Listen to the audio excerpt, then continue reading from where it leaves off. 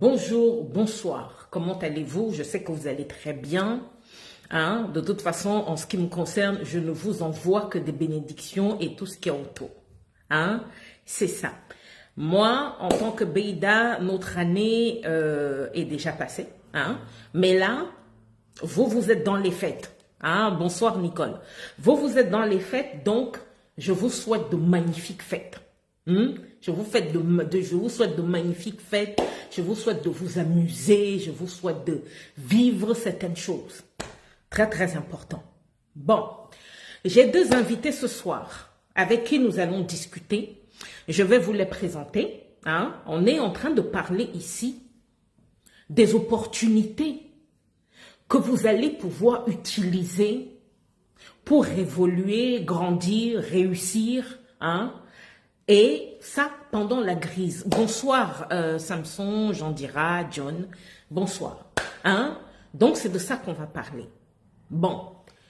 Donc, j'attends effectivement que ils envoient les invitations. Comme ça, je peux les faire monter en direct. Mais sinon, comment vous allez? Comment allez-vous?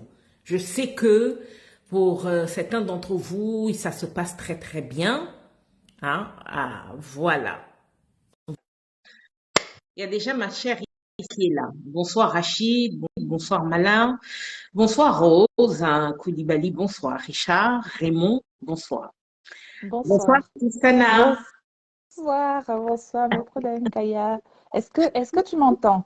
Oui, j'entends très très Ok, bien. Est-ce que ceux qui nous suivent entendent? Hein? Est-ce très que important. vous entendez? Est-ce que vous nous voyez bien? Est-ce que vous entendez la voix de tout le monde? Dites-nous. Faites-nous Hein? un retour. Voilà. Magnifique, Issana. Alors, bonsoir Nini, Gustave, Yvette, bonsoir. Ngolo, bonsoir. Hein? Bonsoir. Donc, effectivement, les gens n'arrêtent pas euh, les gens n'arrêtent pas de se connecter. Voilà. On est OK. La deuxième personne est arrivée. Voilà. Voilà. Kinan. Bonsoir. Bonsoir. Bonsoir, Alors, maître on entend Bessa. un peu on entend un peu il y a un peu de Grisouille. bruit quand même. Moi, je n'entends rien. Alors, Sinan, vous n'entendez rien. Je n'entends pas ce bruit-là, je vous entends vous, mais je n'entends rien d'autre. D'accord. Alors, ce qu'on va faire, c'est que, Kinan, euh, alors, vous allez arrêter votre téléphone quand vous ne parlez pas. Voilà. Donc, allez-y.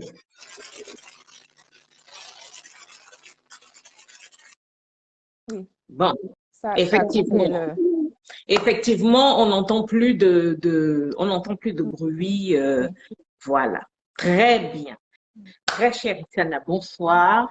Bonsoir, bonsoir. Je suis trop contente d'être là. Merci de me recevoir. Oh, mais de Merci. rien. Et puis bonsoir à tous les Daïmaïs. Bonsoir, bonsoir. Bon, ça, c'est un vrai plaisir. Pour ceux d'entre vous qui ne connaissent pas Issana, certes, elle va se présenter tout à l'heure, mais il y a un moment, j'ai suivi Issana et on avait fait une émission en direct. Elle est coach en énergie de l'image et vit à Londres. Elle est installée à Londres.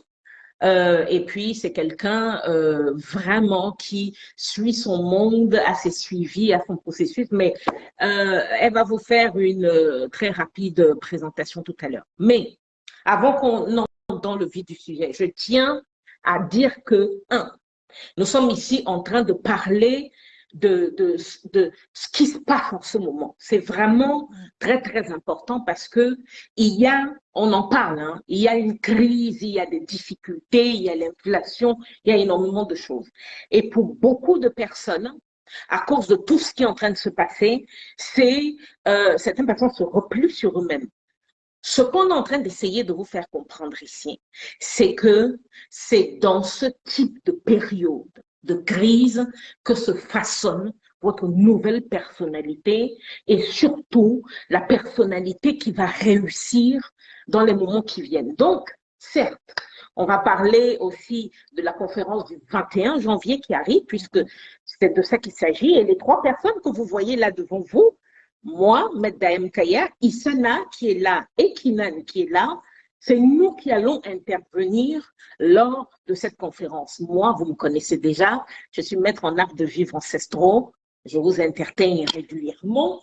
Vous avez Isana, comme je vous ai dit, elle est coach en énergie de l'image. Ça veut dire qu'il y a énormément de personnes d'entre vous qui gagneraient à la connaître parce que vous soyez un homme ou une femme, que vous cherchez un partenaire, elle peut vous aider à cela en changeant le code de votre image. Quand vous cherchez du travail ou alors vous vouliez devenir indépendant, investisseur ou alors entrepreneur, elle peut vous permettre de designer la garde-robe que vous avez besoin d'avoir pour pouvoir faire ressentir aux gens à l'extérieur quelle est l'énergie de votre image. Voilà. Donc ça, il y a énormément de paramètres qu'on va aborder pendant ce direct. Et Kinan est spécialiste en innovation entrepreneuriale. Ça veut dire que là, je suis en train de vous présenter. Je vais vous dire à la fin de ce live, hein, je vais tout vous dire, mais là, je suis en train de vous présenter quelqu'un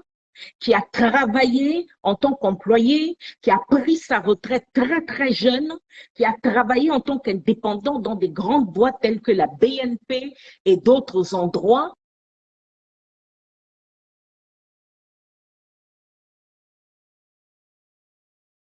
Alors, désolé, il y a eu... il y a eu vraiment un léger problème. Bon, donc à partir de là, c'est quelqu'un qui a travaillé à la BNP quand il est devenu indépendant, hein, en tant que consultant. Il a travaillé pour d'autres boîtes et il a eu sa propre société. Hein, c'est très, très important. Il a eu sa propre société et aujourd'hui, il travaille dans son secteur et il est très demandé. Mais ce sont des types de personnes, si vous ne suivez pas vous ne suivez pas certaines personnes, vous ne pouvez pas les découvrir. Donc, à partir de là, je vais commencer par Isana. Je vais laisser Isana se présenter. Je vous en prie, Isana, allez-y. Merci beaucoup. Il y a beaucoup de justesse déjà dans ce que tu dis. Je veux encore vraiment saluer toutes les personnes qui sont présentes, vous dire merci pour votre présence, merci pour vos cœurs, pour vos likes, pour vos partages. Moi, je suis tellement contente, je l'ai déjà dit, hein, mais j'insiste, je suis tellement contente d'être là parce que Maître Daem Kaya, de toute façon, j'ai déjà parlé d'elle ici, vous savez qui elle est et voilà, c'est quelqu'un que je porte vraiment dans mon cœur.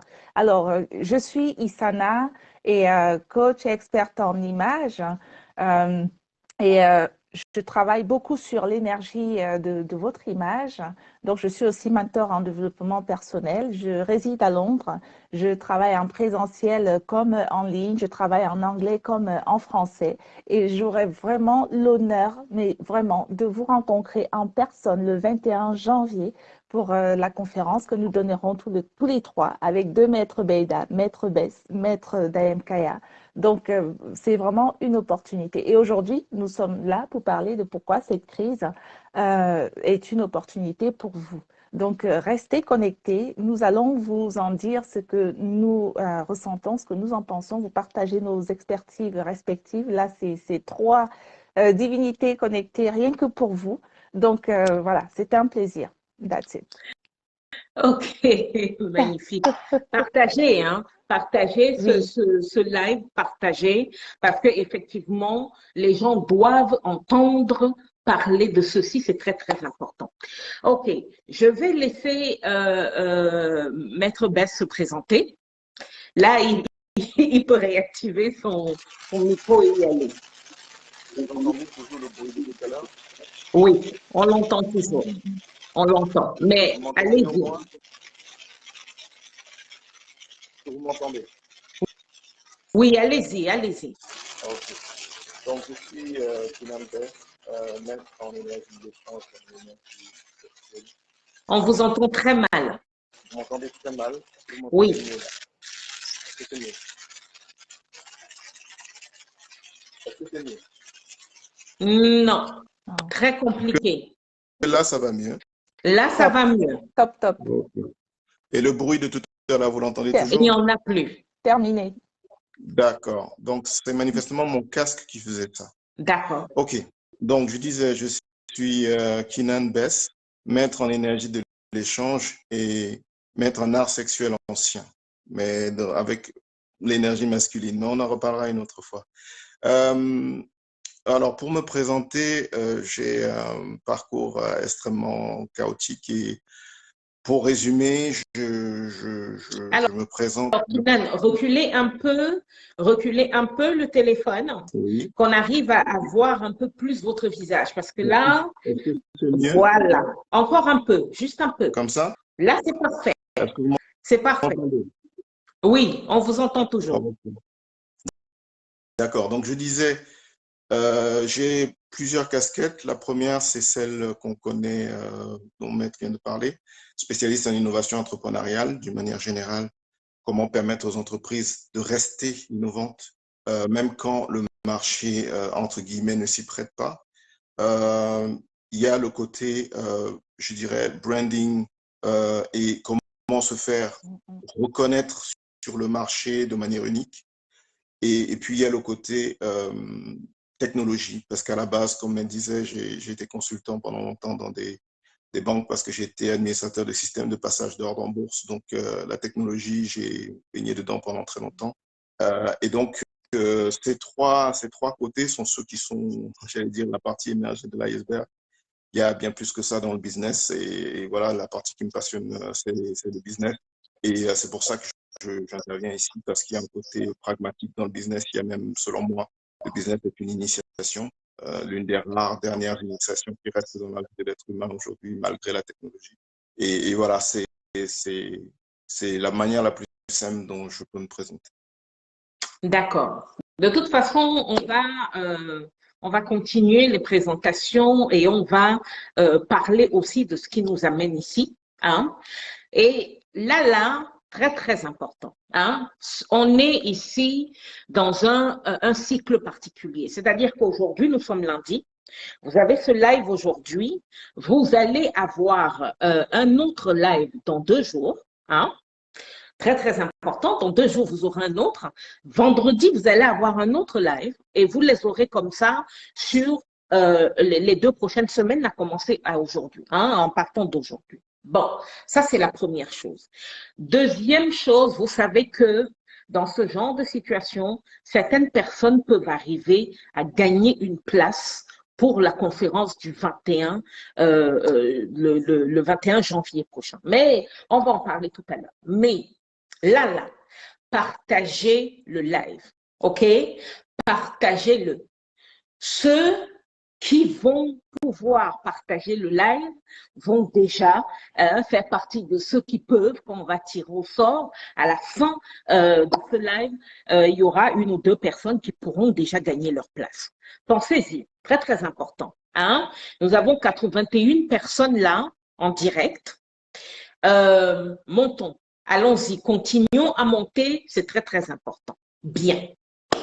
La première chose, très, très important, c'est que on est dans une situation particulière. On est dans une situation particulière parce que tout le monde parle de crise. On évoque la crise, crise, crise. Il y a le mot crise partout. Nous savons qu'il y a eu un problème sanitaire que nous avons dû traverser. D'accord? Nous avons dû traverser ce problème et aujourd'hui, il y a l'inflation, les produits coûtent cher, l'alimentation, c'est pas évident. Il y a énormément de choses qui coincent. Bon, certains d'entre vous peuvent se dire, mais Madame Kaya, elle est folle. Comment est-ce qu'elle peut dire que c'est dans cette période bien particulière que effectivement les gens vont avoir l'opportunité de changer les choses? Bon, moi, je vais dire une première chose avant de passer la parole à chacun de mes invités. Je vais d'abord dire une première chose. Qu'est-ce que veut dire une crise? Une crise, intervient toujours quand il y a un certain nombre de problèmes en temps normal qu'on est censé régler, mais qu'on ne règle pas. Ces problèmes-là créent une accumulation et en dessous de ces problèmes que tout le monde voit, que tout le monde critique, que tout le monde attire l'attention dessus, il y a d'autres problèmes cachés. Et c'est quand ce type de problèmes deviennent tellement énormes, c'est-à-dire qu'il y a tellement de problèmes, c'est à ce moment-là qu'une crise apparaît. Pourquoi? Parce que énergétiquement parlant, on veut nous obliger à regarder ce que nous ne voulons pas regarder. Comprenez bien, on veut nous obliger à regarder ce que nous ne voulons pas regarder. Nous sommes dans une période où beaucoup d'entreprises sont en train de fermer. Même de grandes entreprises sont en train de fermer, déposer le bilan parce que ce n'est pas évident. Et qui est-ce que ça va attaquer le plus? Les employés. Hein? Très, très important. Les employés. Mais est-ce que ça va attaquer tous les employés? Non, parce qu'en même temps, nous avons des sociétés qui veulent embaucher. On veut embaucher dans le domaine informatique, la protection du réseau et toutes les choses qui concernent justement l'informatique. Mais on a ces sociétés-là qui expliquent qu'ils ne trouvent personne. Est-ce que vous comprenez? C'est très, très important ça. Donc, bonsoir Yves, bonsoir Chantal. J'ai vu pas mal de personnes tout à l'heure. Bonsoir à tous. Maryse, Aline, bonsoir. Bon, Issana, tu es coach en énergie de l'image, parce que ça fait un moment maintenant qu'on se connaît. Toi, par rapport à ce qui est en train de se passer actuellement, l'énergie de l'image se trouve où face à la résolution de cette situation que nous sommes à peine en train de commencer à vivre parce que nous sommes qu'au balbutiement de ce qui va se passer. 2023 va être une année charnière pour les 10-15 années qui viennent. Toi qui es coach en énergie de l'image, comment est-ce que, premièrement, quel est ton diagnostic de la situation actuelle et en deuxième temps, où est-ce que si tu situes l'énergie de l'image dans la résolution de la situation que nous sommes en train de traverser actuellement? La première chose que je dirais, c'est que pour moi, le moment de crise, c'est un moment, bien entendu, chaotique. Mais du chaos, comme tu le disais, naît la nouveauté. Mais il faut savoir la saisir. Donc, à travers ma propre histoire, je vais aller dans le diagnostic de la situation avant de parler de l'énergie de l'image. D'accord. C'est-à-dire qu'il y a de cela quelques années, il y a de cela un peu plus de 3 ans, je vivais encore en France. J'avais une maison en propriété, j'avais mes enfants qui étaient adolescents. Et puis, j'avais compris qu'il fallait que je crée mes programmes en ligne. J'avais compris ça quelque temps auparavant. Mais bon, de là à ce que ce soit fait, il y avait un écart. D'accord? Je travaillais en présentiel le plus souvent. Et puis, j'avais aussi compris qu'il fallait que je m'installe dans un pays anglo-saxon pour l'avenir de mon entreprise et aussi pour l'avenir de mes enfants. Le fait est que je ne parlais pas l'anglais, mes enfants ne parlaient pas l'anglais.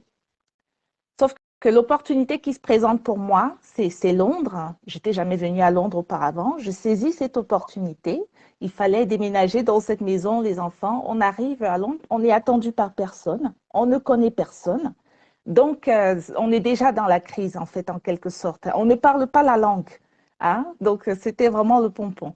Et quand on arrive, donc il faut que je scolarise mes enfants, que je fasse des démarches en tant que nouvelle résidente. Il faut que je prenne des cours d'anglais, si ce n'est que le Covid-19 arrive en même temps. Qu'est-ce qu'on fait? Oui. Qu'est-ce qu'on fait?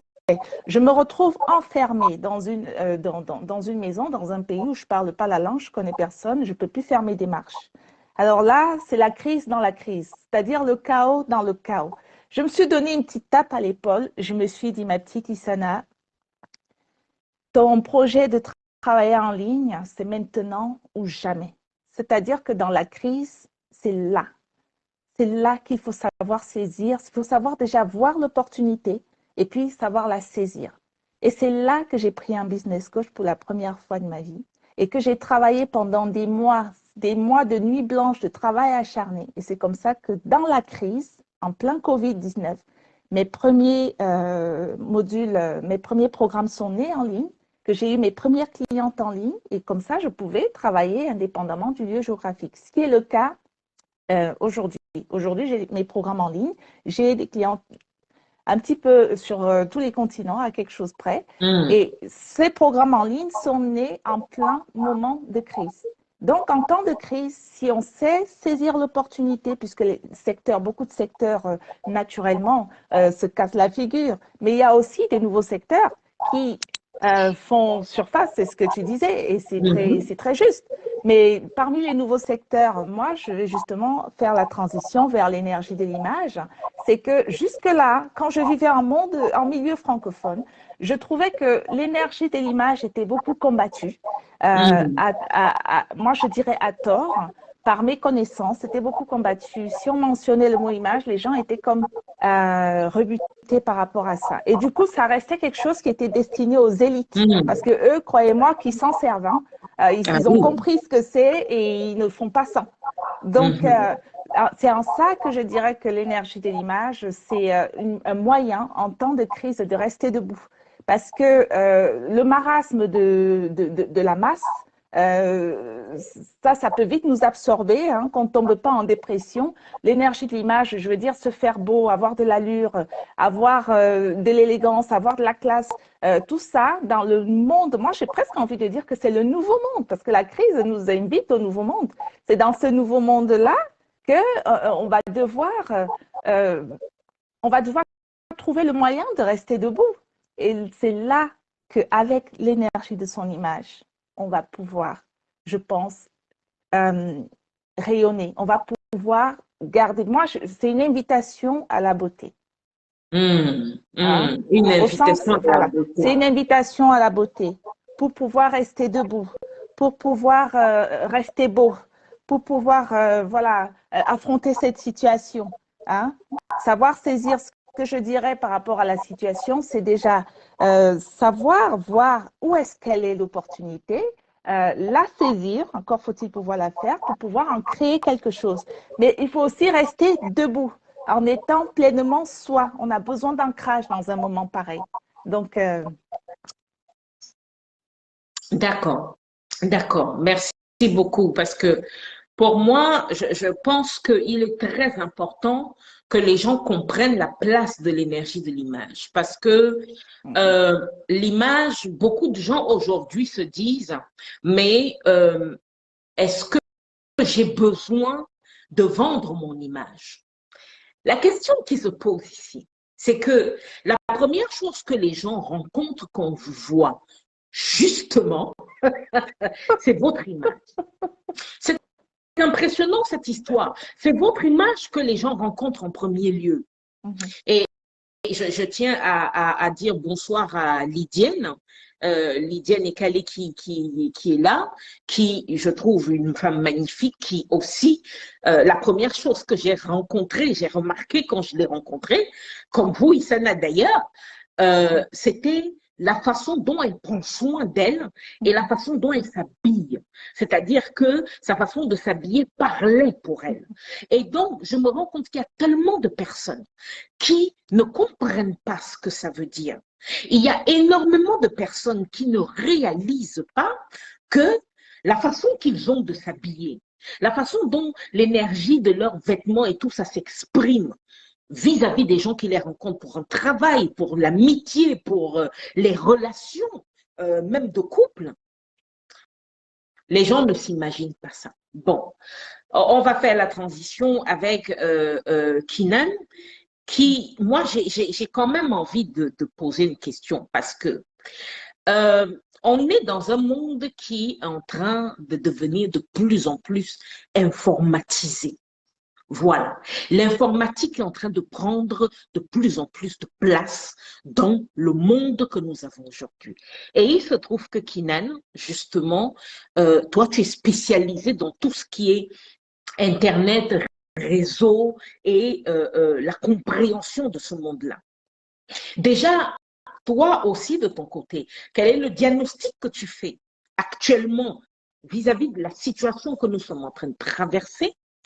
Et en deuxième temps, le monde informatique, ce qui est l'informatique, ce qui est faire des produits en ligne ou même, même des sociétés qui ont pignon sur rue.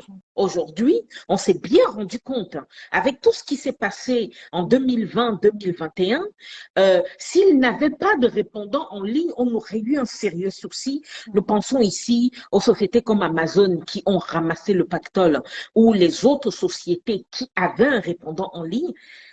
Toi, Kinan, quel est le diagnostic que tu fais déjà de la situation actuelle et comment l'informatique, le monde informatique, le monde des réseaux peut aider aujourd'hui à sécuriser la situation? Ok, en tout cas, je vous remercie beaucoup de la question. Alors, mon diagnostic par rapport à la crise, il est paradoxalement euh, spirituel, parce qu'en fait, avant de commencer à exprimer les choses dans le physique, il faut clairement les percevoir en esprit.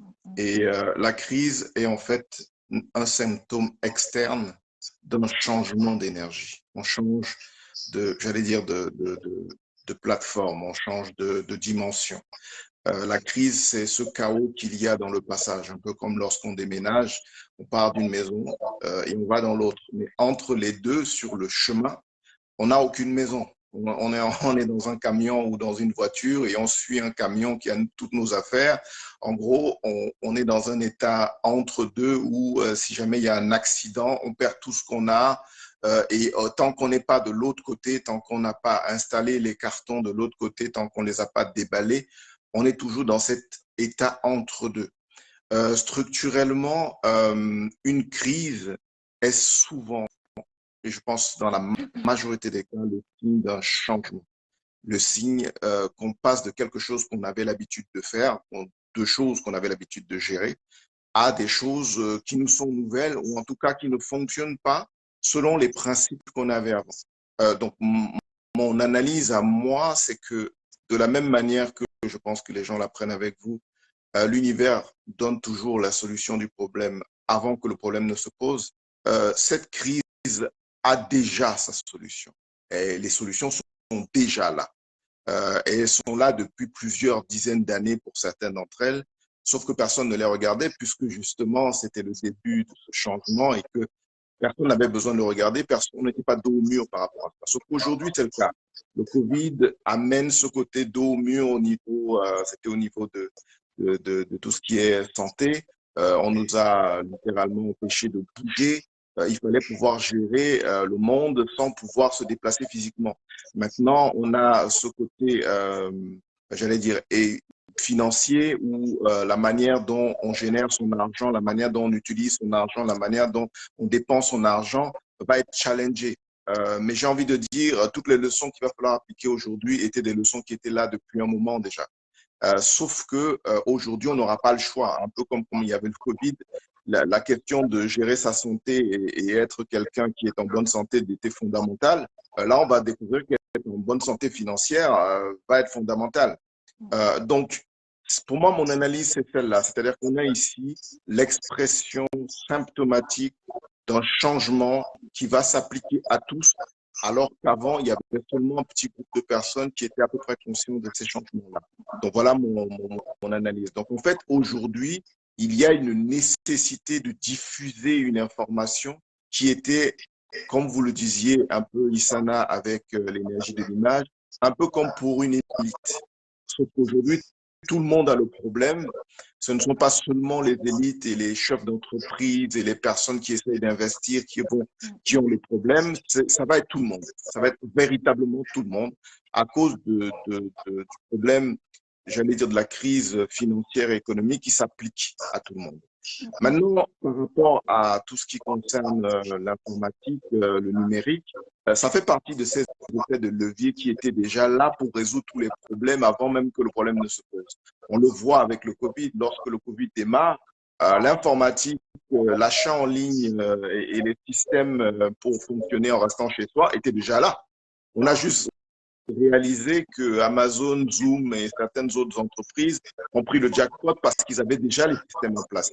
Mais si vous regardez l'âge d'Amazon, Amazon a plus de 20 ans. Donc en fait, ça donne l'impression que c'est une crise soudaine, mais il n'y a rien de soudain ici. C'est soudain pour celui qui réalise que le changement va être nécessaire maintenant. Sauf que le changement a déjà démarré depuis très longtemps. Beaucoup de gens ont déjà fait la transition. Et sur cette partie numérique, le Covid a montré la nécessité d'avoir, j'allais dire, une partie numérique à tout ce qu'on fait, qu'on le veuille ou non, si on veut être équilibré dans ce nouveau monde. Il ne faut pas être analphabète du point de vue du numérique, de l'informatique. Et donc, on est dans un monde qui maintenant, on ne va plus pouvoir, on va devoir compter. Maintenant, on ne pourra plus dire je sais lire et compter, on va dire je sais lire, compter et utiliser Internet. Parce qu'en fait, sans le troisième, savoir lire et compter est totalement insuffisant. Non pas qu'il faut le mettre de côté, mais c'est qu'il va falloir rajouter maintenant à toutes les compétences qu'on a. Il est nécessaire de rajouter la compétence informatique, ne serait-ce qu'une vision générale, une compréhension assez détaillée à certains niveaux, suivant le niveau de performance dont on a besoin. Mais en gros, aujourd'hui, ce besoin de comprendre les réseaux, comme vous disiez, qui est un peu plus large. Hein. Et quand je dis réseau, ce n'est pas seulement le réseau Internet, mais comprendre la technologie d'une manière générale et l'effet de levier qu'il est capable d'apporter à toute personne, parce que ça, c'est un autre effet. La technologie ne fait pas ce que faisaient les systèmes d'avant qui avaient justement cette façon de voir le monde en le découpant en élite et masse. La technologie de l'Internet ne fait pas ça. Tout le monde y a accès à peu près de la même manière. Tout le monde a à peu près le même pouvoir sur les plateformes. Tout le monde est à peu près, entre guillemets, à égalité. Si ce n'est que celui qui veut bien y passer un peu de temps pour comprendre va toujours être en avance sur celui qui ne veut pas trop s'y intéresser, celui qui a peur ou qui a l'impression que c'est quelque chose qui va passer. Donc, pour moi, c'est vraiment ça que la technologie ou l'Internet vient mettre devant nos yeux et en fait, quoi qu'on fasse, on ne peut plus le fuir. Et comme lorsque l'imprimerie a été inventée, qu'il fallait désormais savoir lire et écrire, il fallait savoir lire et écrire. On ne peut pas trop faire autrement. Merci beaucoup, Kinan. Alors, Céline, bonsoir. Bonsoir, Malone. Annette Larissa, bonsoir. Alors, moi, je vais quand même me permettre de me faire l'avocate de la partie adverse. On a parlé d'argent tout à l'heure, mais beaucoup de gens disent que l'argent n'est pas le centre de la vie et que on devrait pousser les gens à sortir de ce processus d'argent et les renvoyer à ce qui est plus nécessaire, les renvoyer à la spiritualité et tout le reste.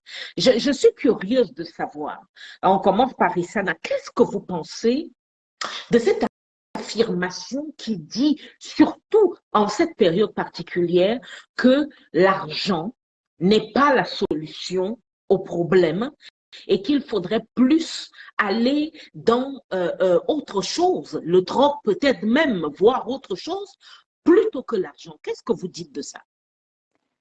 Merci encore une fois de me redonner la parole. Moi, je trouve ça complètement farfelu. C'est un peu comme une tromperie qui a été d'ailleurs pendant très longtemps, et c'est pour ça que les gens se heurtent maintenant dans les situations, les vraies situations de crise, parce qu'on n'a pas connu des crises aussi sérieuses depuis très longtemps, entre le Covid, la guerre, et puis maintenant on nous parle de récession.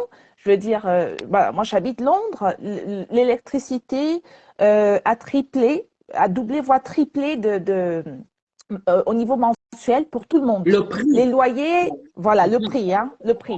Beaucoup de gens sont obligés de déménager. Alors, quand on me dit que l'argent en temps de crise n'est pas la solution, on vit dans un monde où l'argent est la monnaie d'échange, est le moyen de se payer un loyer, le moyen de nourrir ses enfants, le moyen de… Alors, à qui est-ce qu'on veut raconter ça?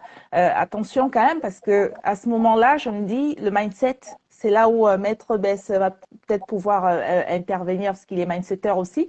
Le mindset, attention aux croyances, aux phrases qu'on vous incruste en longueur de journée dans le crâne, parce que dernièrement, je suis quelqu'un qui disait ce que vous vous répétez en longueur de journée, vous le dites à vos cellules, en train de dire à ces cellules en longueur de journée que non, l'argent, ce n'est pas pour moi. Mais quand il s'agit de nourrir ses gosses, qu'est-ce qu'on fait? Quand il s'agit de payer son loyer, qu'est-ce qu'on fait? Quand il s'agit de se soigner, parce qu'on veut faire croire. Bon, moi, j'ai vécu en France pendant 20 ans. Hein, on disait que le système, comment dire, de sécurité sociale est gratuit. Mon œil, oui, mon œil. En tout cas, aujourd'hui, je vis à Londres. Pour se soigner, ça a un coût.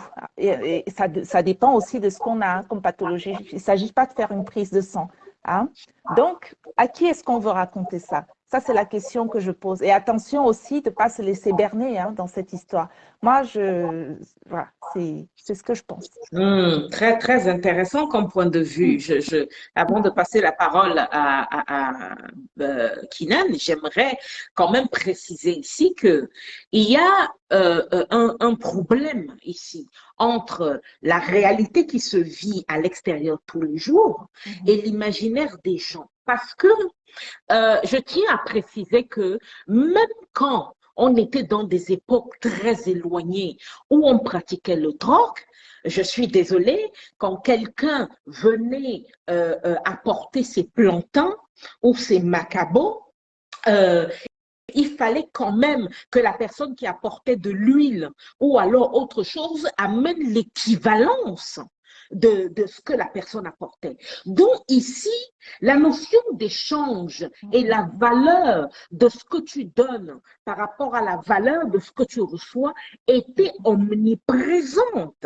Donc aujourd'hui, nous vivons dans un monde où l'argent a un égrégore particulier et cet égrégore particulier vient du fait que ça fait longtemps qu'on utilise l'argent comme base d'échange. Donc, effectivement, je suis, moi, personnellement, du point de vue que il faut apprendre à équilibrer ses énergies et il faut comprendre comment gérer cette dimension, l'abondance financière, pour savoir comment gérer sa vie au jour le jour, mais pour qu'on sorte du processus de l'échange conditionné par l'argent, il va nous falloir encore un peu de temps et beaucoup de travail pour qu'on sorte de là. Hein? Parce que il faut pas prendre la dimension égrégorique pour un jeu. Surtout un égrégore sur lequel l'argent, par exemple, joue depuis plus de 30, 40, 50 ans, il faut pas se leurrer. Il faut comprendre que si on veut changer hein, comment dire, l'unité d'échange qui est représentée par l'argent aujourd'hui, si on veut changer ça, il va falloir que toute la planète s'y mette et il va nous falloir un sacré nombre de temps pour que ça commence à donner des résultats. Donc, attention, il faut penser à ça. Maître Bess, même question ici. Qu'est-ce que vous pensez de cette phrase qui dit que l'argent ne doit pas être là où on se centre parce que effectivement on peut vivre sans, il faut trouver une autre façon de vivre sans argent dans le monde actuel, hein, on se situe bien dans le monde actuel. Vous qui êtes spécialisé justement dans l'informatique et la capacité vous êtes formateur aussi, mindsetter, comme l'a dit justement tout à l'heure Kisana, qu'est-ce que vous pensez de cette affirmation? Alors, pour moi, encore une fois, moi je vois beaucoup les choses dans la continuité. Lorsque quelqu'un dit une chose pareille, il ne réalise pas que l'apanage, enfin, la possibilité de se dire que l'argent n'est rien n'appartient qu'à ceux qui en ont. Tant qu'on n'est pas arrivé à un certain seuil de revenus continu dans sa vie, on ne peut pas dire une phrase de ce type et qu'elle soit vérifiée en fait dans sa vie. En fait, ce n'est que de la parlotte. Pourquoi? Parce qu'une personne qui ne gagne pas assez bien sa vie et qui se dit c'est pas très grave, entre guillemets, il y a plus important, ce n'est pas vrai. Et elle le sait.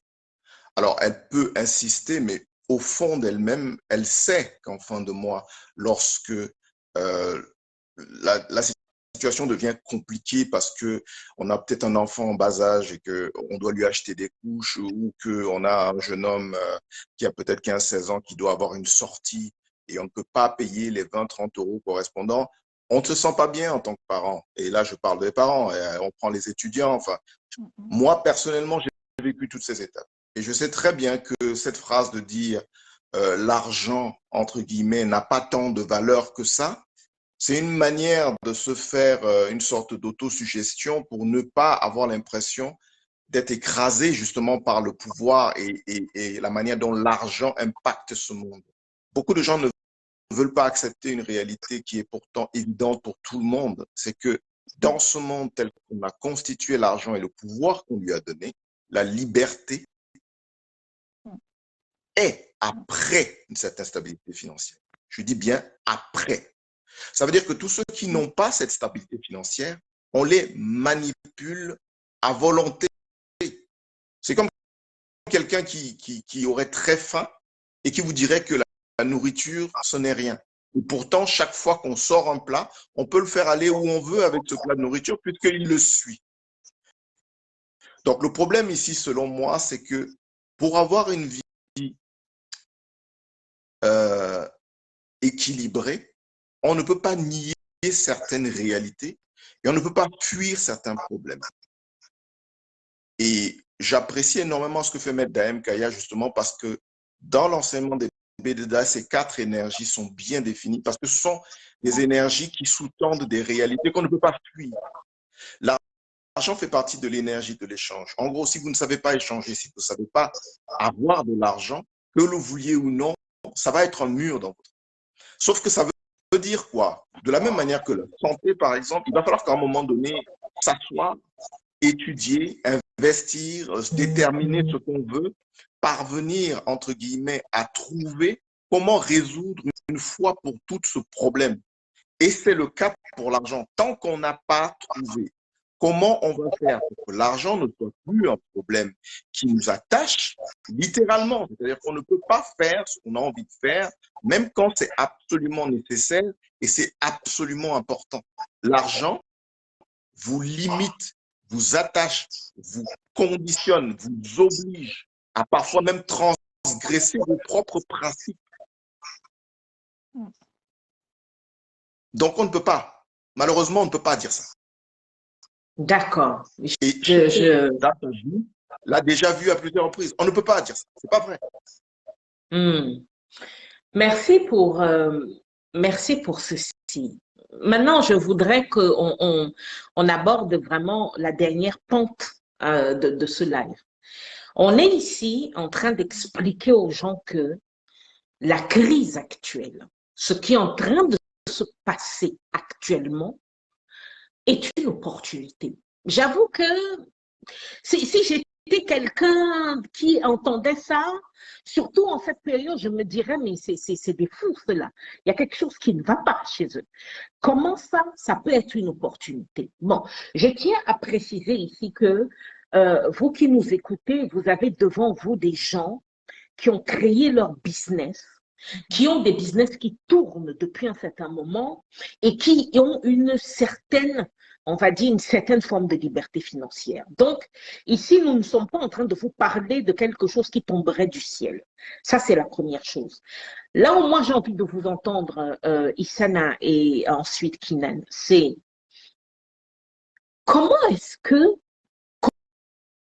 qu'on peut vraiment utiliser ce qui est en train de se passer actuellement pour devenir libre financièrement. Certes, on va en parler dans notre conférence du 21 janvier, mais comment, un petit tips, hein, pour ceux qui nous écoutent, comment est-ce qu'on peut prétendre dire aujourd'hui qu'on peut utiliser la crise que nous vivons actuellement pour justement être libre financièrement, pour changer de vie, pour finalement faire ce qu'on veut. Est-ce que ce n'est pas trop gros quand même comme phrase, vraiment?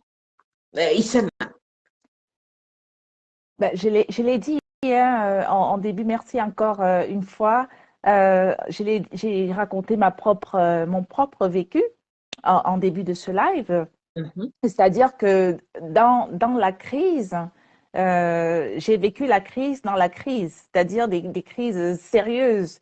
Et alors, comment est-ce qu'on peut prétendre dire que cette crise pourrait être une opportunité? C'est que c'est un moment où on va devoir, je m'inclus dedans, faire la rencontre avec soi-même. La Oh. rencontre, oui, c'est une invitation, des moments comme ça, de se dire, OK, on voit le chaos, tout explose. Dans le chaos, je dis souvent, c'est une porte qui se ferme, mais quand une porte se ferme, on a tendance à rester devant et pleurnicher, hein, ou pleurer. C'est une invitation à se tourner vers la porte qui s'ouvre, parce que du chaos naît toujours la nouveauté. Et alors, elle est où la nouveauté?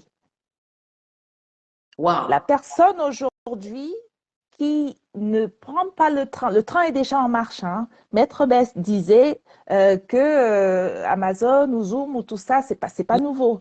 Ça veut dire que le train est déjà en marche. Mais ça reste encore comme quelque chose qui n'est pas, qui ne touche pas la masse.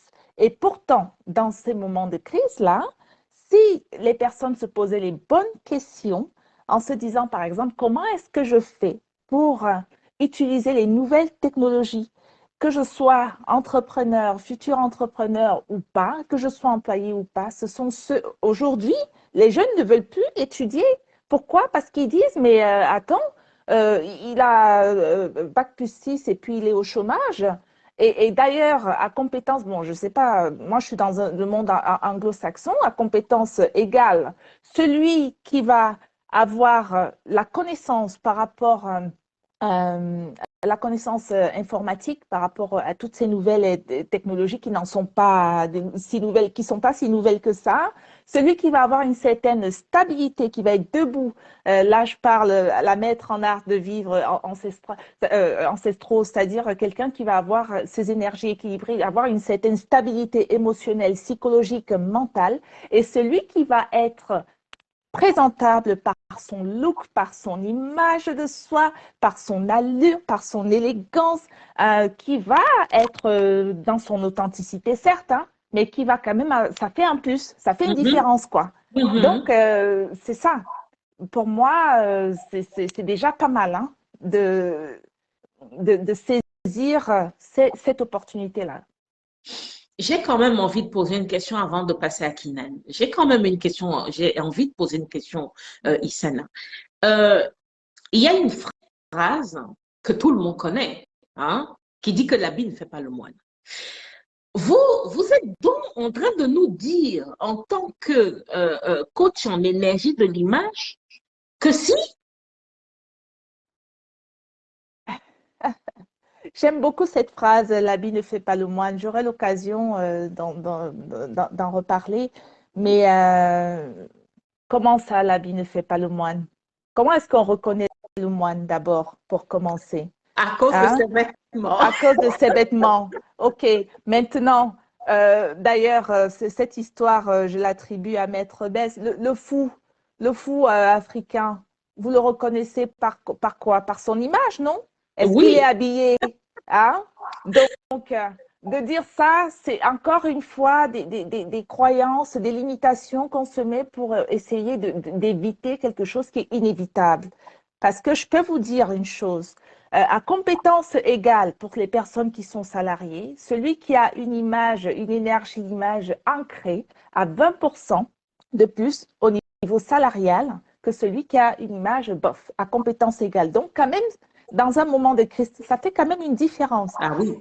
J'ai vu un reportage récemment, c'était par rapport au restaurant, au musée Georges Pompidou. Il y a un restaurant sur le toit du musée Georges Pompidou. J'en ai d'ailleurs fait un live. Et c'était un documentaire qui disait que dans les restaurants, ils avaient pris le restaurant du musée Georges Pompidou comme exemple, hein, mais c'est valable pour tous les restaurants. C'est-à-dire que dans les restaurants UP, qu'est-ce qu'ils font? Les personnes qui ont une image, waouh, leur image d'elle-même, parce que votre image de vous-même, c'est votre branding personnel, hein. Là, on n'est même pas encore dans le branding de l'entreprise, c'est votre branding personnel. Donc, vous communiquez avec votre image, elle est communication, elle compte, elle est omniprésente. Quand on vous voit, on voit d'abord ça. Avant même que, c'est-à-dire les gens ne sont pas dans votre tête, ne sont pas dans votre cœur, ne sont pas dans vos diplômes. Ils vous voient, c'est ce que vous leur montrez, c'est ça, votre image de vous-même, c'est votre allure, c'est votre apparence, c'est voilà. Il y a des gens qui disaient justement par rapport à ce reportage du musée Georges Pompidou, ah oui, il faut encore que tout tourne uniquement autour d'apparence. Bon, ça, c'est des discours que franchement, tant pis, hein, parce que qu'est-ce qui s'est passé dans ce documentaire? C'est que les personnes qui avaient de l'allure, qui étaient clairement bien habillées, qui étaient moi, j'appelle même ça propre, hein, parce que c'est de s'accorder de l'attention, c'est un respect pour soi-même et c'est aussi un respect pour son interlocuteur. Ces personnes-là avaient les meilleures places du restaurant et les autres au fond du restaurant. Donc, est-ce qu'on a envie d'être ceux qui entendent crier sont mis au fond là-bas, au fin fond là-bas, ou alors est-ce qu'on n'a pas le temps à perdre, on veut aller à l'essentiel? Dans un moment pareil, on n'a pas beaucoup. Il faut aller right on, à l'essentiel. Donc, merci beaucoup. Merci beaucoup, Issana. Je tiens à préciser quand même un détail très, très important. On est sur la plateforme de ce sacré monsieur Mark Zuckerberg qui se baladait en short et en tout ce qu'on veut, mais parce qu'il était déjà multimillionnaire. Et les gens le lui ont reproché en lui disant qu'il devait s'habiller selon le montant d'argent qu'il était en train de gagner. Je tiens donc à préciser qu'encore une fois ici, les gens qui disent que l'image, on ne doit pas la travailler, ça veut dire qu'on... et on prend les mêmes personnes, si vous prenez les mêmes personnes, vous les mettez devant quelqu'un qui n'est pas propre du tout, qui est très mal habillé et de mauvais goût, les mêmes personnes vont tirer des conclusions hâtives. Donc, à partir de là, c'est très, très important ce que vous venez de me dire, là, Issana. Alors, Kinan, oui, la même expression. Hein? L'habit ne fait pas le moine. Moi, c'est vrai que vous êtes dans le domaine informatique et tout le reste, mais vous êtes quelqu'un qui avait un très grand respect pour l'image de vous-même. Qu'est-ce que vous dites de cette affirmation? Cette affirmation me rappelle énormément de choses dans ma propre expérience. Mais d'une manière générale, l'exemple que vous avez pris avec l'informaticien, parce qu'on imagine l'image de l'informaticien est très particulière. Dans ma carrière, j'ai souvent eu des postes extrêmement bien rémunérés parce que j'étais un informaticien en costume. Oh. Je pouvais rentrer dans les réunions des plus grands chefs, je pouvais proposer mes idées et parler. J'ai eu à former le directeur de la bourse de Johannesburg. J'ai eu à aller faire des formations à Francfort au centre de la bourse, bon, ceux qui connaissent la bourse, les marchés dérivés Eurex. Il y a beaucoup de choses que j'ai pu faire dans ma vie parce que j'étais quelqu'un de calme, de consciencieux et justement quelqu'un qui n'allait pas arriver à aller au boulot en short, comme mes collègues, et qui souvent, dans bien des cas, avaient plus de compétences que moi parce que plus d'expérience, tout simplement. J'avais une vingtaine d'années quand j'ai commencé et certaines de ces personnes avaient une vingtaine d'années d'expérience, c'est-à-dire qu'ils avaient mon âge en expérience et pourtant, j'avais accès et j'avais la possibilité d'avoir des opportunités extrêmement lucratives d'une part, mais très, très nourrissantes d'autre part. J'ai pu être formateur multilingue mondial dans une multinationale où il fallait choisir un seul formateur et c'est moi qui ai été choisi parce que je correspondais d'une part à la technicité nécessaire parce qu'il fallait pouvoir former sur des systèmes informatiques de pointe à l'époque puisque la plateforme sur laquelle je travaillais à cette époque-là était le numéro un en France, il n'était pas très diffusé dans le monde. Donc, j'étais obligé de me balader beaucoup dans le monde pour diffuser, pour former, pour plein de choses. Donc, il y avait le côté technologique pur, mais il y avait aussi le côté formation. Mais à la fin, et au bout du bout, il fallait pouvoir se présenter, il fallait pouvoir donner une bonne image à l'entreprise, il fallait pouvoir pas juste être l'image de l'informaticien. C'est-à-dire la personne qui est dans ses ordinateurs et qui ne fait pas attention à lui-même. En tout cas, à l'époque où moi, je travaillais dans ce domaine-là, c'est à ça que ressemblait l'informaticien. Peut-être qu'aujourd'hui, dans le monde du travail de l'informaticien, les choses sont peut-être un peu différentes. J'avoue que je ne suis plus dans ce monde. Ça va dépendre, parce que moi, j'ai vu des informaticiens, ils ont des habillements, c'est terrible, là. Quand on dit le nerd informaticien, tout le monde voit à peu près la même chose. C'est quelqu'un avec un hoodie, il peut avoir une capuche, il a des lunettes, souvent il a de l'embonpoint parce qu'il reste beaucoup assis, il mange beaucoup de cochonneries et donc il passe son temps. Donc je dis pas que c'est la vérité, mais dans la tête des gens, et c'est pour ça que quand on dit l'habit ne fait pas le moine, si l'habit ne faisait pas le moine, il n'y aurait pas autant de symbolique biaisée dans l'esprit des gens quand on parle d'un sujet. Parce que dès qu'on vous donne une spécificité, comme là, je parle de l'informaticien, tout le monde a une image dans sa tête. Si cette image-là n'existait pas, on pourrait dire que la BIM ne fait pas le moine. Mais si cette image existe, chaque fois que vous la verrez, vous la connecterez à ce à quoi vous avez créé cette image pour. C'est-à-dire, je ne sais pas moi, l'informaticien, le boulanger, le ceci, le cela. Donc, effectivement, on ne peut pas dire ça. On peut le dire pour le plaisir de se faire croire que ce qui est plus important, c'est ce qui est derrière. Et c'est pas que c'est faux. C'est vrai que ce qui est important, c'est ce qui est à l'intérieur. Mais malgré tout ça, comme le dit Issana et vous, maître, quand vous rencontrez quelqu'un, vous ne rencontrez pas son cœur. Il est à l'intérieur de la poitrine, hein, vous ne le voyez pas. Donc, Ça, c'est jamais, sûr. oui, si jamais il est torse nu, vous voyez les poils de sa poitrine et vous faites un jugement là-dessus. Si jamais il a une chemise, vous regardez la chemise. Et si elle est sale, vous faites un jugement là-dessus. Si, je ne sais pas moi, s'il a un manteau et que le manteau est propre, vous faites un jugement en fonction de ce que vous voyez.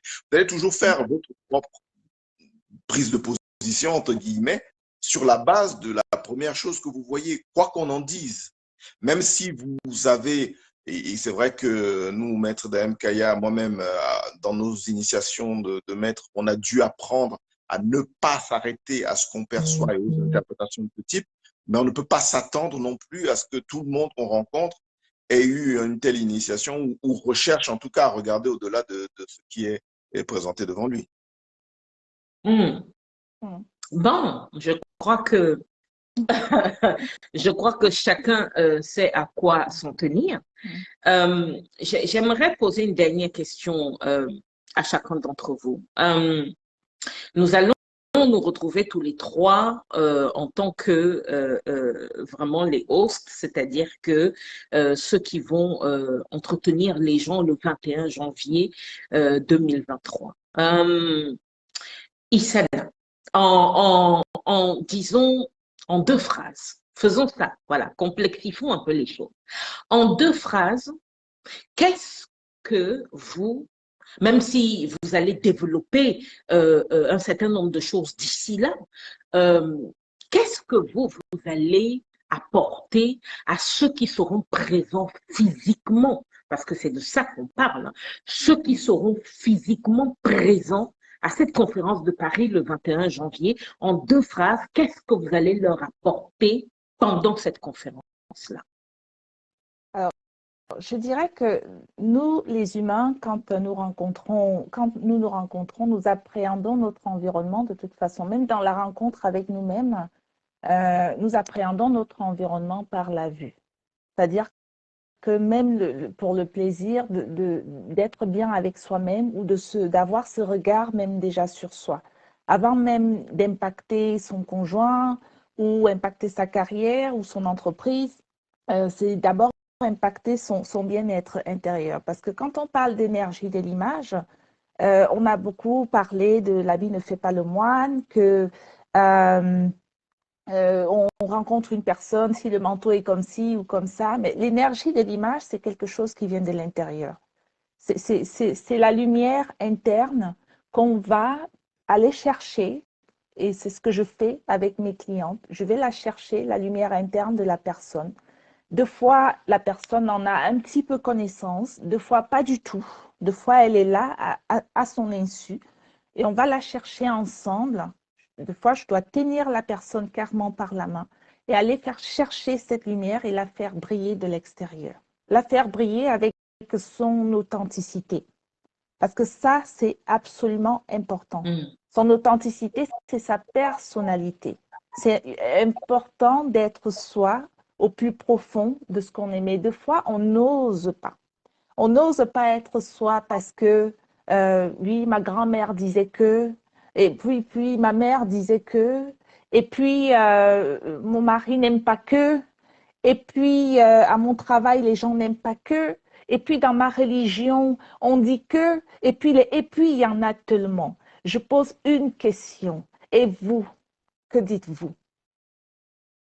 Et ça, c'est les larmes. Que dites-vous? Parce que c'est de ça qu'il est question. Ok. Je crois que, je crois que tout le monde entend parce que il y a la phase, on l'entend. Yeah. Ensuite, on comprend petit à petit. Et ensuite, il y a le passage à l'acte. Je crois que on est vraiment, je tiens à répéter à tout le monde, 2023 va être une année charnière. C'est-à-dire que pour les 20 prochaines années qui viennent, si vous loupez votre construction en 2023, ça va être super compliqué pour les années qui viennent.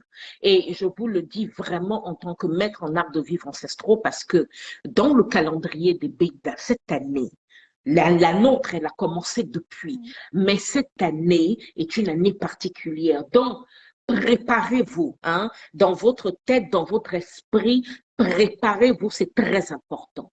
Ce rendez-vous que nous avons, le 21 janvier 2023, ceux qui peuvent être là physiquement et ceux qui peuvent prendre la conférence en ligne, parce que oui, il y aura la conférence qui sera disponible en ligne pour ceux qui ne peuvent pas être présents sur Paris le 21 janvier. Mais il ne faudra pas louper ça parce qu'il y a des opportunités comme ça dans la vie qui sont uniques. Et malheureusement, beaucoup de gens arrivent souvent quand, comme on le dit chez nous, la pluie a arrêté de tomber.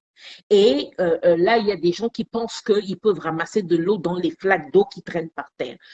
Faites attention parce que dans ces flaques d'eau, il y a des vers de terre et puis il y a certains microbes très dangereux. Donc là, pensez-y.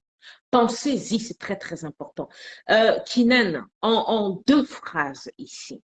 Vous qui êtes spécialisé en innovation entrepreneuriale, je tiens à préciser que vous êtes formateur, mindsetter, que effectivement vous avez été employé, indépendant, consultant, et qu'aujourd'hui vous êtes un chef d'entreprise de votre propre société, qui marche d'ailleurs très bien. Vous êtes recherché. La question ici, c'est les gens qui vont venir à notre rencontre le 21 janvier sur Paris. En deux phrases, qu'est-ce que vous allez leur donner ce jour-là? Je pars de la base que les connaissances qui sont nécessaires pour créer de la richesse, créer de l'argent, créer du revenu ne sont pas enseignées. Et quand je dis ne sont pas enseignées, elles ne sont pas enseignées même dans les écoles de commerce. Parce qu'en réalité, il n'y a que ceux... Arrêtez un peu. Vous dites qu'elles ne sont pas enseignées même dans les écoles de commerce, les écoles où on est censé les enseigner. Vous dites qu'ils ne sont pas enseignés? Expliquez-nous, parce que là, moi, je suis curieuse, je veux savoir. Lorsqu'on va dans une école, quelle qu'elle soit, elle a pour but de former des personnes qui sont supposées être utilisées. Par principe, on ne crée pas un système pour y envoyer des milliers et des milliers de personnes pour leur enseigner les choses les plus secrètes et les plus fines. Puisqu'on vient d'une dimension, j'allais dire d'une façon de voir le monde qui était élitiste. Dès lors, il n'y a que l'élite qu'il y a certaines informations. Et ce qu'on diffuse, dès lors qu'on le diffuse, c'est qu'en fait, il n'y a pas grand-chose dedans. Il y a quelque chose, il y a bien quelque chose, mais la quintessence n'y est pas. Oh. Il ne reste plus qu'une seule manière d'avoir cette information, c'est l'expérience. C'est la pratique. C'est de rencontrer quelqu'un qui a fait ça pendant des années, qui a fait ça qui a pris dans la tête tous les coups qu'il fallait prendre et qui, à un moment donné, a une certaine vision et qui peut guider. Donc, le problème ici, c'est ça. C'est-à-dire qu'en fait, chaque fois que vous allez dans tous ces domaines, vous rencontrez à l'école certaines choses, mais si en sortant de l'école, vous aviez suffisamment d'informations pour pouvoir faire ce que vous voulez, vous n'iriez pas être un employé. Mais même dans un MBA, vous êtes supposé aller travailler. Donc, ce n'est pas une critique ici, c'est la manière dont le système est fait. D'accord. Mais pourtant, à bien des égards, en observant, on peut voir comment l'argent fonctionne au sens de comment on peut produire de l'argent. Et c'est ça qui est important, comprendre et créer sa manière à soi. Sauf que si on ne connaît pas les principes de fonctionnement, on ne peut pas créer quoi que ce soit. On se retrouve donc à copier les systèmes que les autres utilisent. Sauf que quand on copie le système de quelqu'un, il n'y a que deux solutions. Soit on l'a bien compris et on arrive à l'adapter à sa situation à soi, parce que c'est ça le problème. Soit on l'a mal compris, ou alors on n'arrive pas à l'adapter à sa situation à soi, et ça ne marche pas en fait. Moi, oui. Vous m'appelez des questions, Kinan. Vous m'appelez des questions parce que vous dites que, en fait, ce que vous êtes en train d'insinuer, c'est que chacun d'entre nous peut créer son propre système. Mais si on fait ça, est-ce qu'on n'est pas en train de détruire le système corporatiste qu'on offre à tout le monde? Est-ce qu'on ne va pas finir dans une forme d'anarchie finalement, parce que chacun crée son système? Est-ce que le but de suivre le système qui a été donné pour tout le monde n'était pas pour qu'il y ait une forme d'harmonie? Êtes-vous en train d'insinuer que on maintient une forme d'esclavagisation de la société dans les institutions publiques? Pas spécialement publiques, dans toutes les institutions. D'une manière générale, je vais vous donner deux exemples pour que vous compreniez déjà d'une part que c'est une forme d'esclavagisation et ce n'est pas du tout lié aux Africains comme beaucoup de gens le pensent. Hein. C'est plus une question de connaissance et de savoir-faire plus qu'autre chose. D'accord.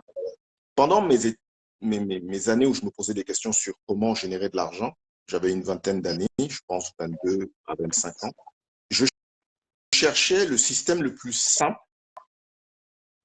pour générer de l'argent. Le plus bête qu'on puisse trouver. Ce qui demande le moins d'efforts et qui génère le plus d'argent. Tout seul, je suis arrivé à la conclusion que si je pouvais créer une sorte je pourrais prendre une feuille, allez, 10 feuilles A4 que je coupais en 10, ça allait me faire 100 feuilles A4 et que je pouvais vendre, disons, chacune de ces feuilles 10 € à des personnes qui pourraient venir en fait à une tombola et en fait une de ces personnes pourrait gagner la moitié de la somme que je gagnerais en vendant mes 100 tickets. En gros, j'aurais gagné 1000 € en vendant mes 100 tickets à 10 € et je pourrais donner 500 € à la personne qui aurait été tirée au sort. J'ai réalisé à cet instant précis que c'est la manière la plus simple d'avoir de l'argent. Pourquoi?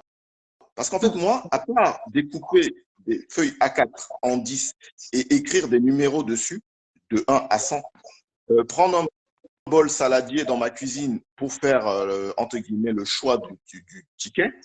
Et je savais que je n'aurais pas de problème à vendre mes tickets parce que je promettais aux gens de gagner 500 pour 10 € investis. Même si je pouvais leur dire dès le départ qu'il n'y aurait qu'une seule personne qui allait gagner.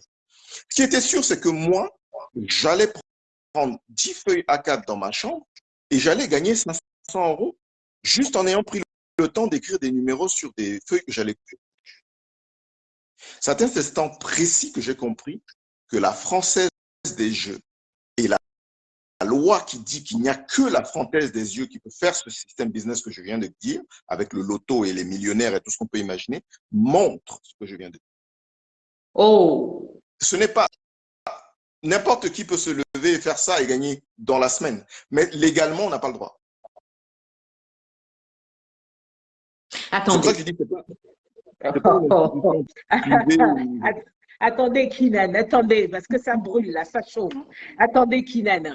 Vous êtes en train de dire qu'en plus, la loi a connaissance de cela et priorise un canal bien précis.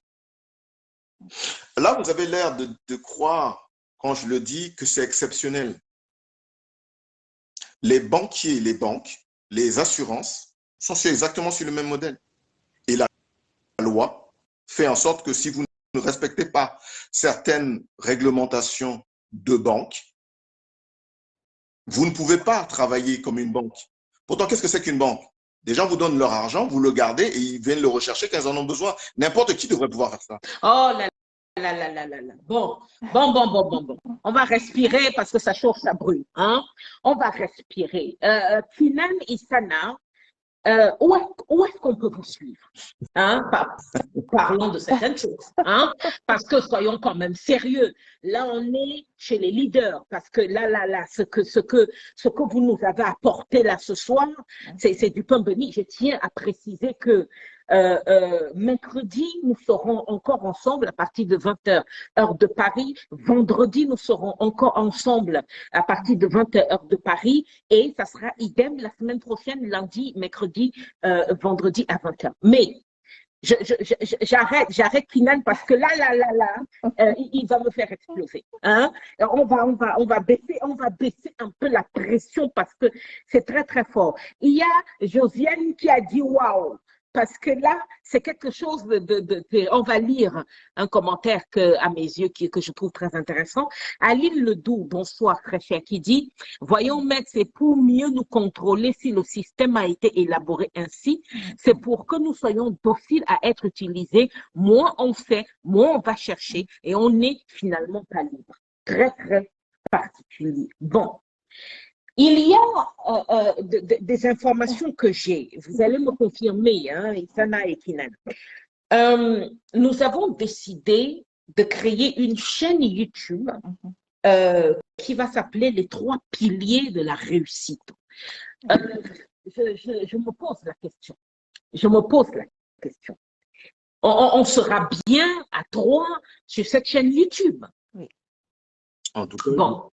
Je serai là. J'y serai. OK. Donc, notre but dans cette chaîne, parce que tel que je vous entends parler, on a le sentiment qu'il y a les leaders d'un côté qu'on forme dans certains canevas bien particuliers et on a les autres qu'on gère dans un autre canevas. Bon, et d'après ce que je suis en train de comprendre, nous, ce qu'on veut, c'est d'apporter la formation pour des leaders, mais à qui est bien déterminé à l'avoir. Est-ce que c'est bien ça, la mission qu'on veut s'engager à suivre en utilisant cette chaîne YouTube? Exactement. Exactement, c'est une mission pas des moindres, en tout cas par rapport à mon domaine, mon expertise, c'est l'énergie de l'image de soi. J'ai envie de préciser quand même que dans cette nouvelle ère, ce temps de crise, l'image de soi s'impose. C'est-à-dire que c'est exactement ça. C'est-à-dire que ce qui était destiné jusque-là à l'élite, nous vous l'apportons quasiment sur un plateau, quoi, à quelque chose près. Hein? Donc c'est une chaîne où nous serons, oui, c'est ça. Nous serons là, moi, avec l'énergie de l'image et faire vraiment en sorte que ce ne soit plus quelque chose qui vous soit étranger. Hein? que ce ne soit plus quelque chose qu'on raconte à la télé ou je ne sais plus, ou que chez les élites, parce que je ne pense pas que ce soit vraiment raconté à la télé, puisque là, c'est pour la masse, n'est-ce pas? Ben oui, Mais oui, plutôt, bien voilà, sûr. voilà. Et vous apportez les codes et les secrets de ceux qui Oh, réussissent. très, très important. Il y a Manuela qui remercie beaucoup, qui dit que c'est du lourd ce qu'elle a entendu ce soir. Olga aussi qui dit pareil. Il y a Sorel Laflèche qui dit, mais c'est pour cette raison que de telles formations coûtent excessivement cher. Donc, Oui. on a quand même des personnes ici qui comprennent de quoi est-ce qu'on est en train de parler. C'est très, très important. Euh, alors, Rosette qui dit qu'elle est sans voix, mais on va vous rendre de la voix, Rosette, hein? Il n'y a aucun problème à cela. Donc, écoutez, nous, on va faire en sorte que cette chaîne YouTube soit prête, hein, et on va continuer à discuter de ceci. Vous m'aurez, moi, mercredi, hein, je vais échanger avec vous. Vendredi, je vais recevoir Issana comme invité exceptionnel et nous allons parler effectivement de ce qu'on va évoquer à cette conférence du 21. On ne va pas tout vous dire non plus, mais on va quand même développer justement cette idée. Est-ce que l'habit fait le moine, hein? Vendredi, 21h de Paris, nous allons parler de ça. Nous allons essayer de décortiquer la chose et de comprendre certaines choses. Lundi, je vais recevoir Kinan. Nous allons discuter d'un certain nombre de choses, hein, et ça sera, on va continuer comme ça mercredi, vendredi, et moi. Hein, moi, vous me verrez régulièrement ici parce que je pense que la fin de cette année, pour vous, parce que comme je vous l'ai dit, moi, la mienne d'année, on a fini la nouvelle année, on a basculé, on est dans l'année. Mais pour toutes les personnes qui respectent le calendrier grégorien et qui sont en train de passer des fêtes là pour aller en l'an 2023 à partir de janvier, il y a une préparation, c'est un rituel même à faire pour finir l'année et d'autres pour commencer l'année. Et je vais vous dire une chose, cette conférence du 21 janvier doit faire partie de votre rituel pour effectivement bien commencer l'année et avoir toutes les armes qui seront nécessaires. Ne vous en déplaise, ce qui se passe aujourd'hui là, ce n'est que le début. Hein? Ce n'est que le début. Beaucoup de choses sont à venir. Et s'il y a cette crise, Kinan l'a précisé, ça veut dire que l'énergie est en train de changer. Ça veut dire que les codes, la façon dont on doit déchiffrer l'énergie de la vie, l'énergie de l'échange, l'énergie même de l'argent, est en train de changer. Il y a un chaos structurel qui est en train de se mettre en place et ceux qui pourront changer le vêtement et porter le vêtement du changement, ceux-là, ils vont pouvoir utiliser ce qui est en train de se passer actuellement et aller très très loin. Il y a Alak, bonsoir cher Alak, qui dit la cherté des formations est une gigantesque hypocrisie. Faire un tri par la richesse est ubuesque. Faire payer des dons de Dieu est hypocrite. Aller à la gratuité, c'est faire sauter ce système. Ça dépend. Hein? Ça dépend parce que l'histoire elle-même nous a montré que les gens qui prennent des choses gratuitement ne savent pas montrer comment dire, avoir la compréhension de ce qui est nécessaire. Mais je tiens à le préciser. Vous avez des choses qui ont été gratuites pendant longtemps. La formation pour aller vers un maître spirituel, c'était quelque chose qui était gratuit. Mais je tiens à préciser quand même que ces maîtres spirituels vous faisaient rester 2 semaines sans rien manger et vous donner des exercices à faire pour voir si vous étiez déterminé. Et il fallait passer au-delà, hein, au-delà de ce corps, au-delà de nos blocages pour pouvoir arriver à cet endroit-là. Donc, est-ce qu'aujourd'hui, payer pour avoir ce genre de choses est problématique? Je dis non parce qu'il faut quand même faire face à la réalité. Aujourd'hui, si on demandait, nous par exemple, moi je suis Beida, j'ai eu la formation Beida, je sais que Maître Kinan, qui est Beida aussi, a eu la même formation. Il y a Isana qui, elle, est en train de finir, justement, elle va devenir apprentie Beida. Je peux vous dire une chose. Si on vous demandait à chacun d'entre vous de faire face à ce que nous, on a dû faire face, parce que l'histoire de Issana, ceux qui ont suivi l'interview que j'avais fait à Issana, c'est une histoire particulière. C'est une vie, c'est quelque chose. Elle a vécu des étapes très, très difficiles, très, très compliquées. Elle n'a jamais laissé tomber. Elle s'est toujours accrochée. Si on demande à certains d'entre vous de vivre les initiations qu'on nous a fait vivre, je suis convaincue, je suis prête à poser la main sur la table que beaucoup d'entre vous vont préférer payer plutôt que de vivre ça. Donc, allez, ne soyons pas hypocrites, soyons sérieux, hein. Payer ce type de choses, ok, je suis d'accord que si c'est trop cher, ça pose un problème, mais je dis ici, la relation de l'échange, comme je l'ai toujours dit, c'est d'une importance capitale, c'est ça qui définit le processus entre l'homme et l'univers, entre l'univers et l'homme, et entre l'homme et l'homme. Il faut pas se leurrer et il faut prendre cela en compte. Voilà. Aline Ledoux qui dit le gratuit n'est jamais gratuit, et je suis complètement d'accord avec elle. Josiane précise ici, franchement, au départ, je n'ai pas compris le titre du direct, mais je l'avoue que je suis wow, merci au trio. Maître Kinan, gratitude XXXL. Bon, très intéressant. Kinan, justement, vous, on vous aura dans cette chaîne YouTube. Votre question que vous avez posée tout à l'heure, où est-ce qu'on me trouve? On ne me trouve pas. Je serai que sur cette chaîne. Aïe, aïe, aïe. Vous avez entendu, on ne le trouve pas. Je n'ai pas de chaîne YouTube, je veux dire, où je diffuse des informations. Je n'ai pas de chaîne Facebook ou de page Facebook où je diffuse des informations. Je n'ai rien sur Instagram. Et c'est volontaire. Un peu par rapport à ce que monsieur disait tout à l'heure, moi, je pars de la base que, qu'on le veuille ou non, la structure d'élite et de masse va toujours se créer d'elle-même. Et c'était le deuxième exemple que j'allais prendre par rapport à ce que je disais tout à l'heure. Il y a eu une manière artificielle de le créer. Ça s'est créé en Occident avec la noblesse et le tiers-état, le clergé et ainsi de suite. Mais quand on y réfléchit, la notion même d'offre et de demande, la notion même d'inflation sont des rééquilibrages universels. En gros, l'inflation n'est pas quelque chose, c'est-à-dire l'augmentation ou on va dire la baisse de la valeur de l'argent vient à cause d'un déséquilibre qui a été créé.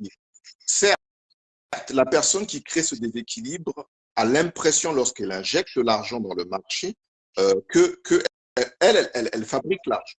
C'est un gouvernement, c'est une banque centrale, elle fabrique l'argent. Alors, c'est très facile de se dire, oui, mais si je fabrique autant d'argent dont j'ai besoin, c'est bon, tout va aller bien. Mais universellement, ça ne marche pas. Un rééquilibrage se fait automatiquement, indépendamment de vous, quel que soit ce que vous vouliez faire. La quantité d'argent que vous avez injecté va être répartie et rééquilibrée sur la valeur globale. Alors, c'est bien beau de se dire, par exemple, lorsqu'on donne une information, lorsqu'on enseigne, qu'on peut très bien dire, oui, mais on pourrait le donner gratuitement. Mais ce n'est pas la première fois. L'histoire de l'homme a montré qu'à cause de l'égrégore qu'il accorde à l'argent, on ne peut pas faire du gratuit sur certaines choses. Parce que lorsqu'on le fait, il dénigre ces choses. Ça perd sa valeur. Oui, il fait perdre la valeur à cette chose. Et ça, c'est le principe même de l'offre et de la demande. Si quelque chose n'est pas rare, les gens ont l'impression que ça n'a pas de valeur. Et c'est pas, on dit que c'est l'économie qui fait ça. C'est pas l'économie. L'économie ne fait qu'observer cette réalité. Toutes les personnes qui sont parvenues, même artificiellement, à créer de la rareté, ce qu'on voit aujourd'hui avec le diamant, c'est une famille qui a créé cet effet. Aujourd'hui, le diamant est cher parce qu'on pense qu'il est rare, mais il n'est pas rare, il est juste artificiellement rare. Sauf que malgré le fait que ce soit artificiel, vu que tout le monde y croit à cette rareté, le prix monte. Donc, quand on regarde des cours de bourse, lorsqu'on regarde le fonctionnement de l'offre et de la demande, lorsqu'on regarde la manière dont l'inflation et l'économie circulent, si on a compris l'énergie de l'échange, on voit bien en fait qu'on est en train de regarder comment l'énergie bouge et se rééquilibre elle-même. L'être humain croit contrôler ces choses-là, mais il ne les contrôle pas. Oh. Il ne les contrôle pas. Donc, qu'on le veuille ou non, il faut comprendre comment ces mécanismes fonctionnent et savoir comment en tirer son épingle du jeu, même quand les gouvernements, les banques centrales et tous ces systèmes financiers et ainsi de suite jouent avec ça. Parce que même s'ils jouent avec, en réalité, ils ne contrôlent pas les tenants et les aboutissants. Ils contrôlent ce que vous croyez de ce que vous croyez. Mais on en reparlera sûrement une autre fois. La croyance ici, on parle ici de mindset. Hein. Exact. Exactement. faut quand même, c'est très, très important. D'accord. Allah j'adore. Allah qui dit, je vous ai amené là où je souhaitais. Merci d'expliquer ce qu'est l'offre et la demande dans l'énergie de l'échange. Merci encore. Bon, on a de tout ici et c'est très, très important. Mais écoutez, Issana, pour l'instant, on vous voit dans les réseaux. Vous avez un YouTube, vous avez un Facebook. Vous êtes sur Instagram, je pense. Hein? Oui. D'accord. Oui. Vous êtes aussi sur Instagram.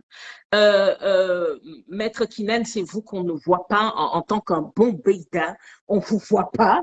Mais je sais que les formations que vous faites, même si c'est partout dans le monde que vous le faites, ça coûte très, très cher. Justement, on parlait de la cherté des choses. Chez vous, je ne vais pas parler de prix ici parce que c'est indécent. Hein? Je vais faire pareil pour Issana parce que ça aussi, c'est un autre. Même si, je l'avoue, Issana a créé un nouveau produit dernièrement qui parle à toutes les bourses. Moi, je dis que les gens peuvent, mais on abordera ceci vendredi qu'on va discuter avec Issana. Bon, moi, on va discuter ensemble mercredi 20h. Soyez connectés, nous allons discuter ensemble. Vous pourrez poser vos questions, je pourrai vous répondre. On va parler vraiment de ce qu'on va concrètement pouvoir vous apporter à cette conférence du 21 janvier. On va commencer par moi. Vendredi, ça sera Issana à partir de 20h heure de Paris. Maître Kinan, ça va être lundi à partir de 20h heure de Paris. On va continuer comme ça le mercredi d'après, vendredi d'après. Et puis, de temps en temps, on va continuer. Hein? On vous parlera de tout ce dont on doit vous parler parce que cette conférence, c'est du lourd. Bonsoir Vanessa. Merci. C'est du lourd. C'est très, très important, c'est du lourd. Et puis aussi, je tiens à préciser, Maître Kinan l'a bien dit, tout est énergétique. Nous allons bien voir les personnes qui seront présentes à cette conférence. Parce que je vais vous dire, non seulement vous allez venir apprendre des choses qu'on ne vous dit pas ailleurs. Ça, c'est très, très important parce que je suis désolée, je ne sais pas combien d'entre vous ont déjà entendu parler d'un coach en énergie de l'image. Hein? Moi-même, c'est quelque chose qui, régulièrement, je me dis, oh là là, c'est quoi cette histoire? Mais étant dans le milieu, justement, de ces personnes, hein, étant quelqu'un moi-même qui suit des personnes financièrement parlant déjà établies, qui, je sais qu'ils utilisent cela. Je sais qu'ils ont des habilleurs, qu'ils ont des personnes qui les conseillent sur les couleurs qu'ils sont censés porter, sur les tenues qu'ils portent, sur les endroits où ils vont, comment s'habiller, sur comment impacter, oui, parce qu'avec son habillement, on peut impacter ce que l'autre pense de vous. Oui, beaucoup d'entre vous vont se dire, oh là là, mais c'est la vérité, c'est la réalité de notre monde actuel. Maître Kinan, lui, il va vous apporter vraiment entre les mains ce que vous pouvez faire. Justement, c'est très important. Ce que vous pouvez faire avec l'informatique, avec votre mindset, même si ça n'a pas parlé de mindset aussi, ce que vous pouvez faire avec l'informatique, avec les nouvelles technologies qu'on retrouve sur Internet, les open source, c'est-à-dire que vous trouvez des grosses structures qu'on vend à prix d'or sur Internet dans le marché libre qu'on appelle le open source, parfois gratuitement, mais il faut les connaître. Et je veux vous dire, le gratuit, le problème ici, c'est que quand on vous dit que quelque chose est gratuit, on ne vous explique pas comment l'utiliser. Hein? On ne vous explique pas comment l'utiliser. Maître Kinan crée des sites régulièrement parce que même s'il y a des systèmes gratuits en ligne, pour créer son site, oh, il y a le design, il y a la marque de ce que vous faites. Il y a aussi le logo que vous êtes censé avoir. Qu'est-ce que votre logo dit? À qui est-ce que ça s'adresse? Quel est le milieu du marché? Oh là là, bon, ok. Écoutez, on va respirer. Je remercie vraiment mes deux invités, Issana, coach en énergie de l'image et mentor, parce qu'elle est mentor aussi, elle travaille sur le mindset. Maître Kinan, qui est spécialiste en innovation entrepreneuriale, qui est mindsetter aussi et qui travaille dans le domaine de l'informatique de la bourse. Il a précisé lui-même, il est maître en art sexuel ancien. Aussi, rien que ça. Écoutez, je tiens à vous envoyer beaucoup de bénédictions, à vous tous qui étaient là ce soir. C'est pas donné à tout le monde, ce genre de choses. Hein? Donc, c'est pas donné à tout le monde. Bonsoir, Mohamed. L'écoute est favorable, il dit, depuis qu'on a crié. Bonsoir, beaucoup de bénédictions. Godi, bonsoir. Léontine, bonsoir. Azan Béraud, j'adore.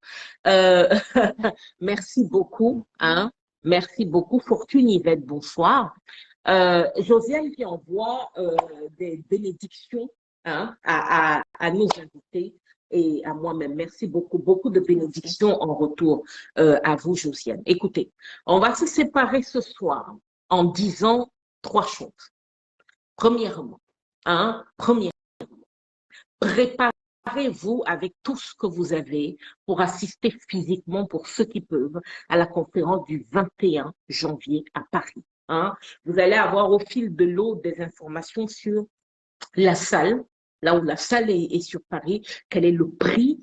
Vous aurez la possibilité d'avoir, on va vous le dire bientôt, mais pour l'instant, hein, on doit d'abord parler de certaines choses.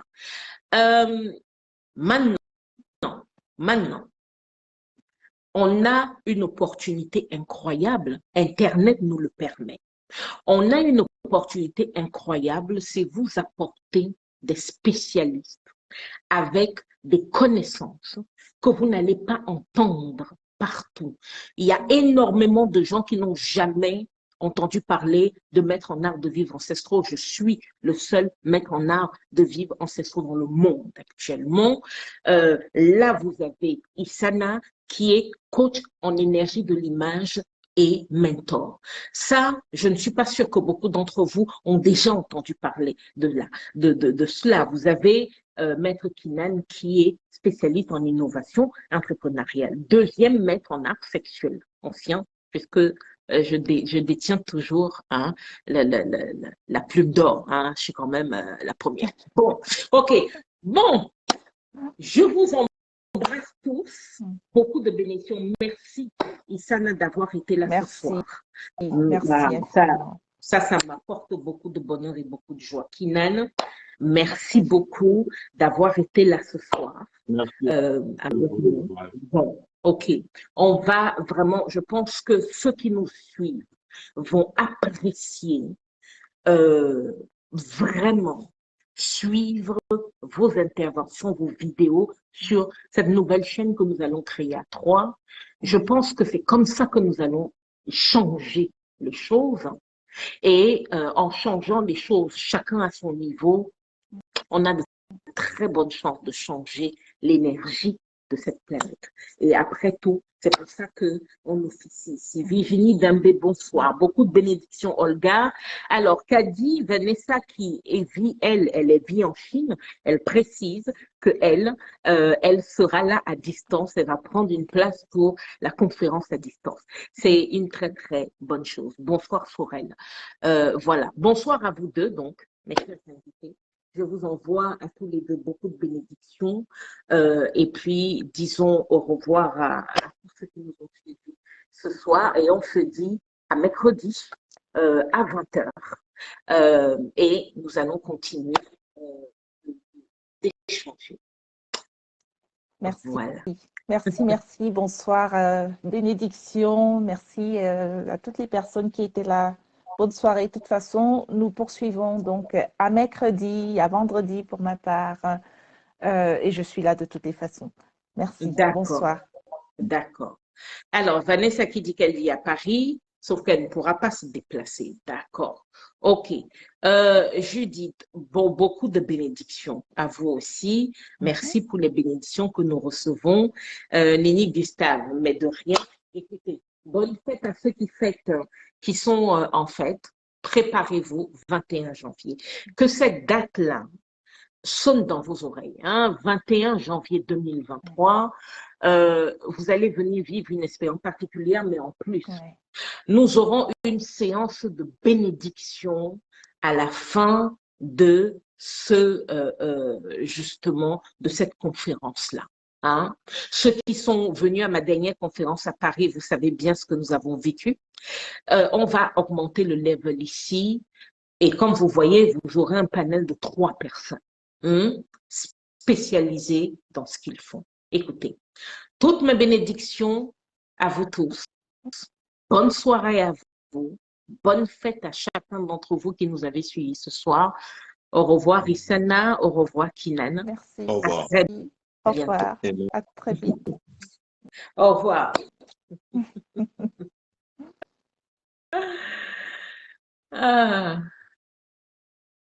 Bien. Écoutez, je vous embrasse très, très fort. Je viens de dire au revoir à mes invités. Je vous embrasse très, très fort. Je vous envoie beaucoup de bénédictions. J'aurai le temps de regarder vos commentaires et de regarder ceux qui ont partagé. Robert, au revoir à vous aussi. J'aurai le temps de voir ceux qui ont partagé et puis, pourquoi pas, vous ferez partie sûrement des personnes qui allaient gagner la possibilité d'assister là. Alors, Fujiko, j'adore on dirait un nom japonais. Vous arrivez à la fin, c'est pas grave. Vous allez réécouter, vous allez réécouter. Et puis, Kali, merci beaucoup. Rosite, merci pour les bénédictions. Alicia, bonsoir à vous. Allez, à très bientôt.